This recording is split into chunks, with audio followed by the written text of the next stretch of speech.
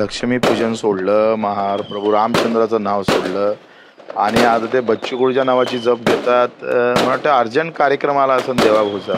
तुम्ही 4 टर्म आमदार होते, तुम्ही मंत्री होत्या, तेव्हा तुम्ही शेतकऱ्यांसाठी तुमची पोटदुखी बाहेर नाही आली. आता आमदारकी केल्यानंतर शेतकरी आठवते, हँडिकॅप लोक आठवते. बच्चू कडू शेतकरी, मजूर, आमचा दिव्यांग, मच्छीमार आणि आमच्या मेंढपाळांसाठी लढताय. तुम्ही आडवे व्हा, आता येणार हे आडवे. कोणाला मंत्री बनायचंय म्हणून शेतकऱ्यांचा सहारा घेऊन आंदोलन करायचं आणि मला कुठेतरी आमदार बनवा तर मी माझा आवाज दाबून टाकीन, अशा प्रकारे हे शेतकरी आंदोलन नेते आहे. तुम्ही किती लाचार आहे हो. तुम्ही थोडं बघा. तुम्ही पहिले राष्ट्रवादी काँग्रेसचा पाठिंबा घेतला, माझाही पाठिंबा घेतला होता तुम्ही पहिल्यांदा निवडून याच्या वेळेस. माझे फोटो लावले बातकुलीत आणि विसरले सगळे. भारतीय जनता पार्टीचंच कमळ हे लागणार आहे. सगळे साथ द्यान का जेवढेही आहे इथे उभे, तिथे कुठे राहिले भारतीय जनता पार्टीचं, भारतीय जनता पार्टीचं. आणि लगेच तुम्ही भाजपाचं सत्ता आली तर भाजपाचे पाठिंबा घेऊन लढताय. किती लाचारी असली पाहिजे. बच्चू कडून एकाचाही पाठिंबा घेतला नाही आयुष्यात. आणि तुमचा स्वाभिमान पक्ष फक्त नावापुरता आहे. बच्चू कडू आयुष्यभर स्वाभिमानासारखा जगला आहे.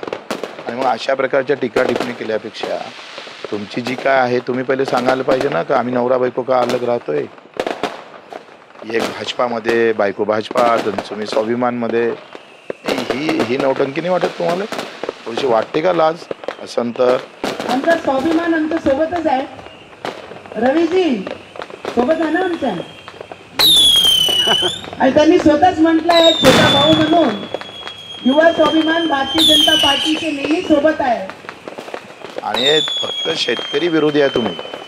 शेतकऱ्यासाठी बोलायला लागल्याबरोबर लगेच कार्यक्रम आल्याबरोबर तुमचं सुरू झालंय. आज तुम्हाला माहित आहे गुवाहाटीला जाताना शेतकऱ्याला विचारून गेले, उद्धव ठाकरेच्या सरकारमध्ये मंत्री झाले, शेतकऱ्याला विचारून गेले. पण त्या ठिकाणी फक्त काय होता, मंत्री झाला तर मलिदा मिळते, गुवाहाटीला गेलो तर मलिदा मिळते. राहिला आमच्या आमदारकीचा प्रश्न.